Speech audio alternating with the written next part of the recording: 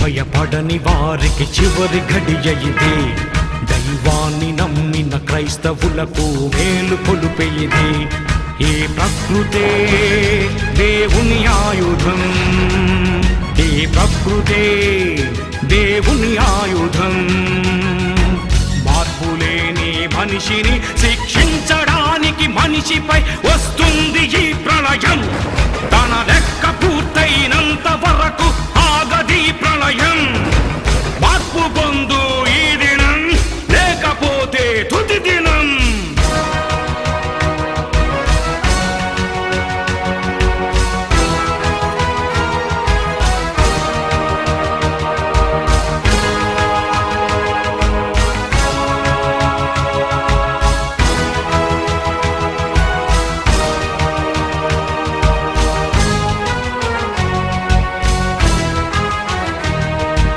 నీతిమంతులు లేకపోతే, పాపులందరూ పెరిగిపోతే ఎంతకాలం మనిషిని భూమిపై ఉంచాలిరా?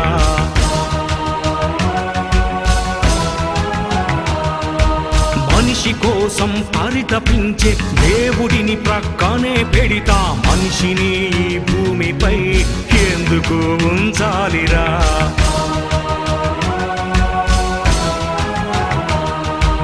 అగ్ని, నీరు, గాలి, నింగి, నేల సారం అనుభవిస్తూ సృష్టికర్తను ధిక్కరిస్తే ప్రకృతే గర్జించదా?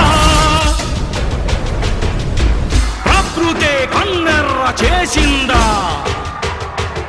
పరమాత్ముడే ఉగ్రుడైనాడా? ఈ ప్రకృతే దేవుని ఆయుధం. నీ పాపమే దీనికి కారణం. మార్పులేని మనిషిని శిక్షించడానికి మనిషిపై వస్తుంది ఈ ప్రళయం. తన లెక్క పూర్తయినంత వరకు ఆగది ప్రళయం. మార్పు పొందు ఈ దినం, లేకపోతే తుది దినం.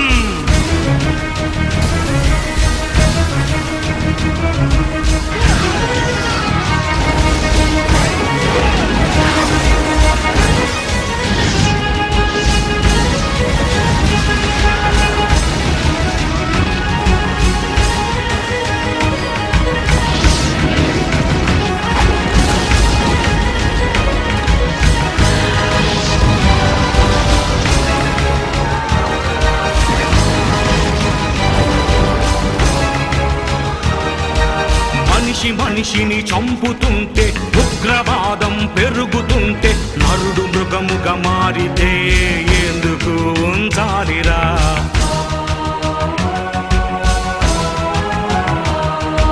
దుష్టులందరూ పెరుగుతుంటే, రక్తపాతం జరుగుతుంటే, నరుల పాపం పండితే ఎందుకు ఉంచాలిరా?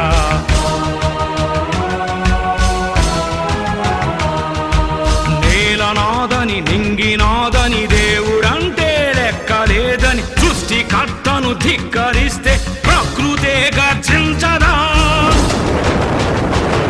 పెనుగాలి నాపే దమ్ము లేదు మనుషులెవ్వరికి, జల ప్రళయమాపే దమ్ము లేదు అధికారులెవ్వరికి.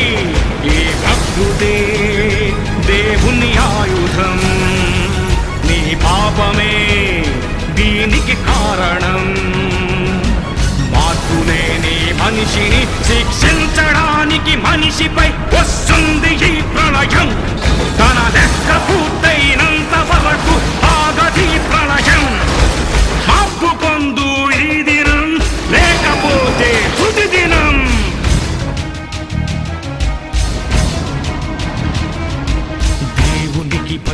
నమ్మని వారికి చివరి ఘడియ ఇదే.